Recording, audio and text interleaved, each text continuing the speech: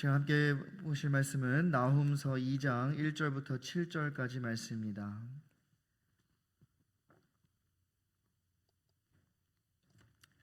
나훔 2장 1절부터 7절까지 말씀, 우리 한 절씩 교독하도록 하겠습니다.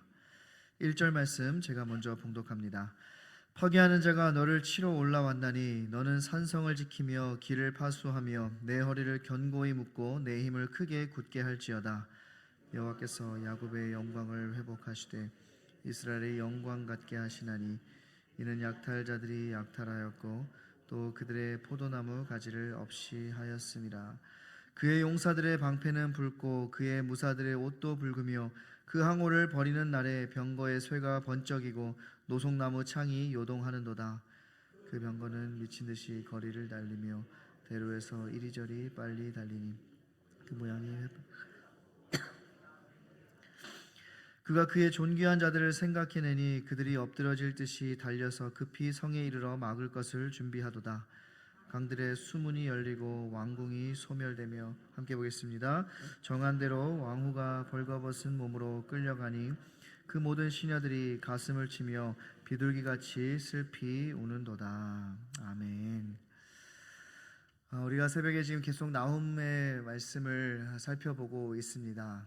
이 나훔은 니느웨의 멸망을 선포한 예언자입니다. 이 니느웨는 우리가 요나서를 통해서 보았던 그 니느웨와 동일한 도시입니다.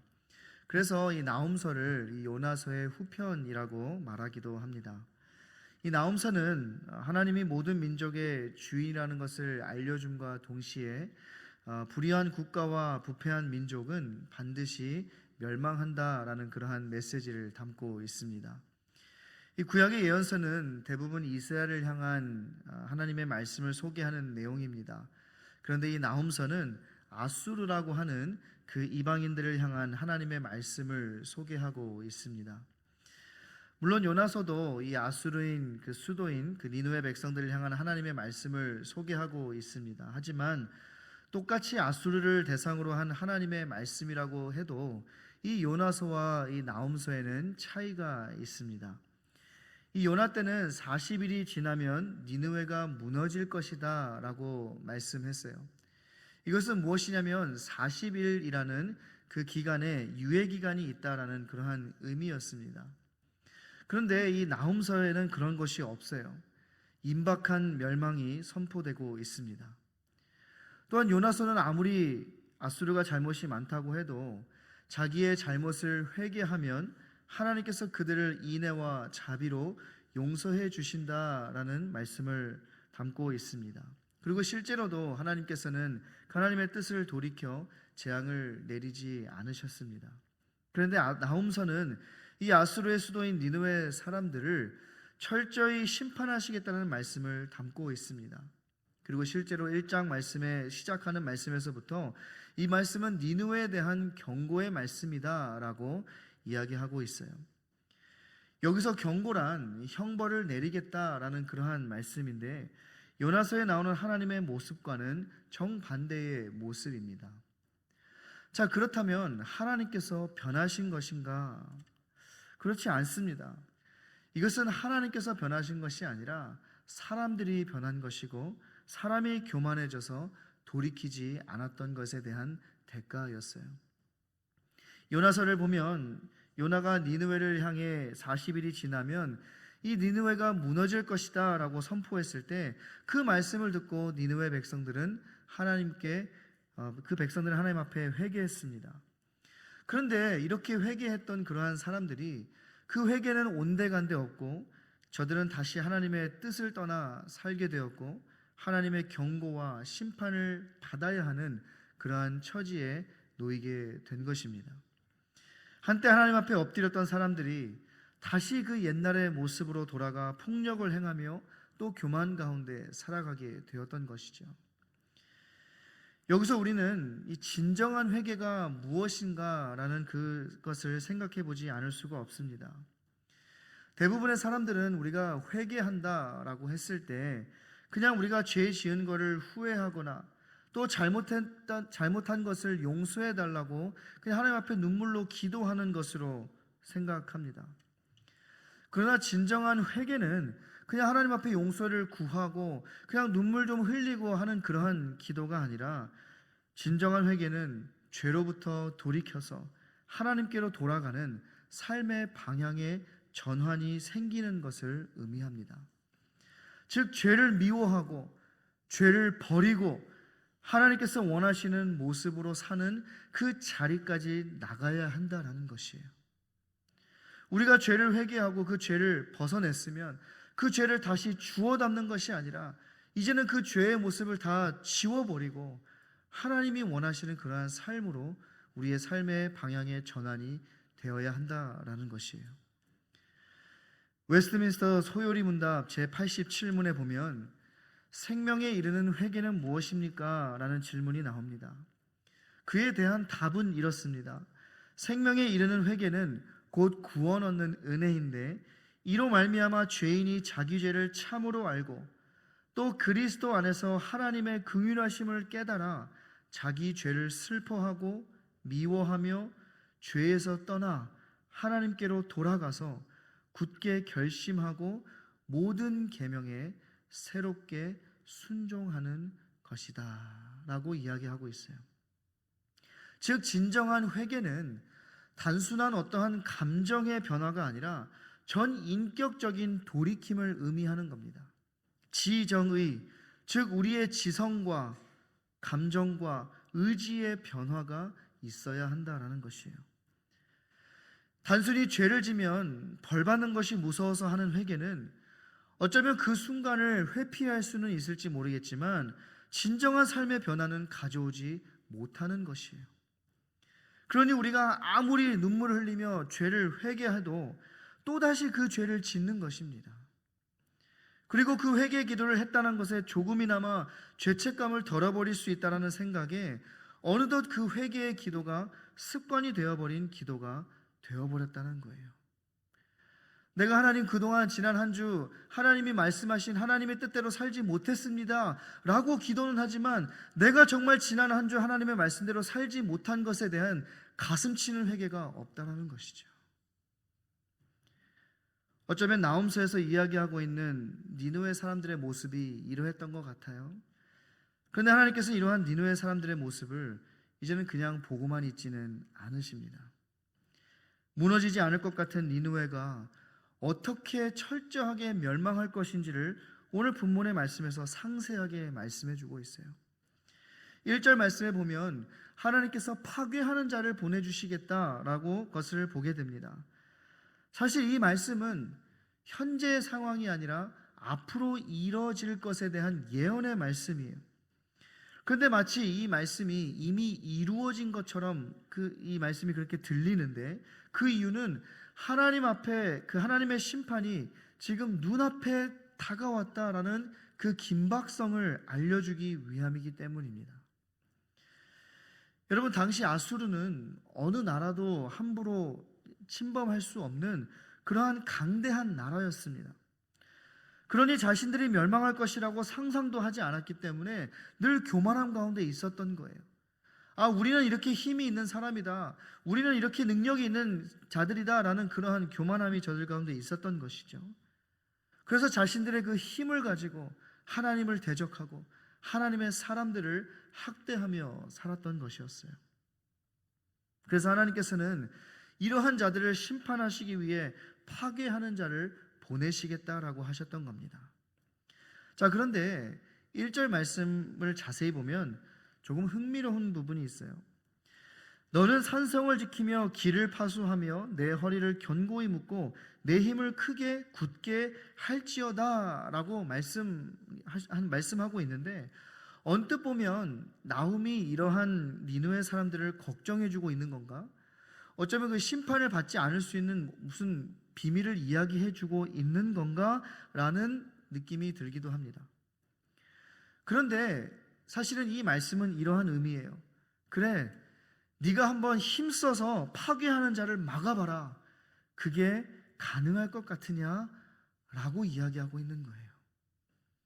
심판자 되신 하나님께서 너희들을 멸망하시겠다라고 결정하셨다면 너희의 힘으로는 살아남을 수 있는 가능성은 없다라는 것을 이야기해주고 있는 것입니다. 즉 아무리 너희가 잘나고 아무리 너희가 강하다 할지라도 하나님의 권능의 손길 앞에서는 너희는 아무것도 아니라는 사실을 말해주고 있는 것이에요. 그런데 저들이 이러한 심판을 받게 된 이유가 2절 말씀에 나와 있는데요, 아수르가 멸망한 이유는 물론 저들이 하나님을 대적하였기 때문도 있지만 또 다른 이유는 저들이 하나님의 포도나무, 즉 하나님의 백성인 이스라엘과 유다를 약탈하였기 때문이라고 말씀합니다. 그리고 이러한 죄의 대가가 너무나도 비참하다는 사실을 말씀해주고 있는데요, 6절 말씀해 보시면 강들의 수문이 열리고 왕궁이 소멸되었다라고 말씀하는데, 여기서 말하는 이 강들의 수문은 이 물의 흐름과 그 양을 조절하거나 또 홍수를 방어하는 그 방어용으로 쓰는 그 문을 의미합니다. 그래서 저들은 이 적의 침입을 막기 위해서 그 성벽 주변을 파서 도랑을 만들고 그 안에 물을 채워 넣어서 적들이 그 성을 침범하지 못하도록 성을 보호하는 기능을 했던 문이었어요. 자, 여러분, 그 당시에 이러한 기술을 만들었다라는 것, 나름 기막힌 아이디어와 그러한 기술이 아니었겠습니까? 그래서 저들은 이러한 기술을 자랑하며 우리는 이러한 기술과 힘이 있기 때문에 우리의 성을 침범할 수 없을 것이다 라는 그러한 자만심 가운데 살아가고 있었어요. 그런데 지금 그들이 그렇게 의지하고 자랑했던 그 강들의 수문이 열리고 왕궁이 소멸되었다라고 말하고 있는 겁니다. 또한 왕후가 벌거벗은 몸으로 끌려가고 모든 시녀들이 가슴을 치며 슬피 울게 되었다라고도 말씀해요. 뿐만 아니라 내일 본문인 이 8절 이하의 말씀을 보게 되면 그렇게 모든 것이 풍족했던 도시가 공허하고 황폐한 도시로 바뀌어 버렸다는 것을 보게 됩니다. 그리고 은과 금, 저축한 물건들, 아름다운 기구들 등등 저들이 의지하고 저들의 힘이라고 자랑했던 모든 것들이 하루아침에 다 무너져 버리고 사라져 버리게 된 것이에요. 여러분, 나라를 세우시는 분도 하나님이시고 망하게 하시는 분도 하나님이십니다. 저들은 이러한 역사의 주관자 앞에서 하나님 앞에 겸손히 행하며 하나님의 뜻에 순종해야 했습니다. 그러나 저들은 이러한 하나님보다 세상의 힘과 자신들의 어떠한 기술과 능력과 그 힘을 자랑하며 살았던 것이었어요. 그러한 기술과 힘과 능력을 주신 것도 하나님이신데 그 하나님을 잊어버리고 그러한 능력을 가지고 그러한 힘을 가지고 하나님을 대적하고 하나님의 백성들을 힘들게 하는 그러한 일에 저들의 삶을 들였던 것이었어요. 그러나 저들은 이러한 모습이 얼마나 어리석은 모습인지 깨닫지를 못했습니다. 그 결과 저들은 비참한 결과를 마주하게 되었던 것이었죠. 사랑하는 성도 여러분, 역사의 주인은 하나님이십니다. 아무리 강대국이라 해도 이렇게 하나님께서 치시면 하루아침에 사라집니다.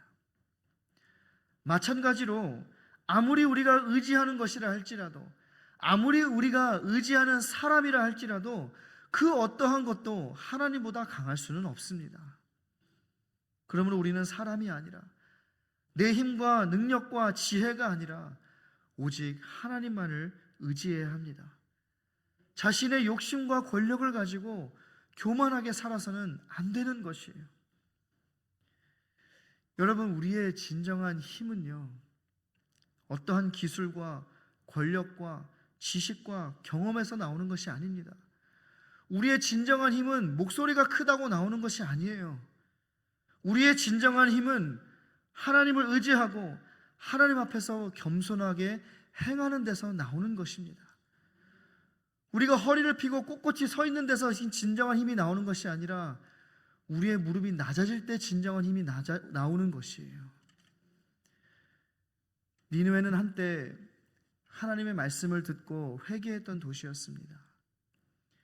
그런데 그들은 저들의 삶을 하나님께 돌이키지 못했고 하나님 앞에서 악을 행하며 살았습니다. 그리고 결국에는 심판을 받게 되었던 것이었어요. 여러분, 이 말씀을 보면서 우리의 자신을 한번 돌아보기를 원합니다. 아마도 이 자리에 계신 모든 분들 중에 회개 기도를 단 한 번도 해보지 않은 분은 없으실 거예요. 아마도 수도 없이 회개의 기도를 하셨을 겁니다. 근데 혹시 우리의 회개의 기도가 형식적인 기도가 된 것은 아닌가요? 우리의 죄를 고백하고 용서는 구하지만 진정으로 가슴을 치는 기도가 되지 못했던 것은 아닌가요? 눈물을 흘리며 기도는 했지만 내가 진심으로 그 죄를 미워하고 그 죄를 떠나 하나님께로 우리의 삶을 돌이키지 못하고 여전히 같은 죄를 반복하며 살아가고 있는 건 아닌가요? 우리는 은혜를 알기 이전의 모습으로 돌아가면 안 됩니다. 과거의 죄악된 모습을 반복해서도 안 돼요. 니느웨 사람들이 그러지 않았습니까? 한때 주님 앞에 무릎 꿇고 회개의 기도도 해보았지만 다시 그 과거의 악한 모습으로 돌아가서 결국에는 하나님 앞에 심판을 받게 되었던 것이었어요. 그래서 우리가 이 시간 기도의 자리로 나아갈 때에 단순히 우리의 죄를 고백하고 또 그 용서를 구하는 차원의 기도가 아니라 하나님 앞에서 잘못된 모습을 가슴치며 회개하고 하나님 보시기에 부끄러웠던 우리의 모든 생각과 말과 행동을 하나님이 원하시는 모습으로 돌이킬 수 있기를 바랍니다. 죄를 미워하고 모든 계명에 다시 한번 새롭게 순종하겠다는 그러한 굳은 결심이 있어지기를 바랍니다. 삶의 방향의 전환이 이루어질 수 있기를 바랍니다. 여러분, 이것은요 하나님 앞에 복 받는 길이에요. 심판의 메시지 듣는 거 불편한 일이에요. 심판의 메시지 전하는 거 불편한 일이에요. 그러나 하나님의 말씀이기에 이 말씀 앞에 우리의 삶을 돌이키는 것이 진정으로 복된 길이고 진정으로 여러분이 복을 받는 길이에요.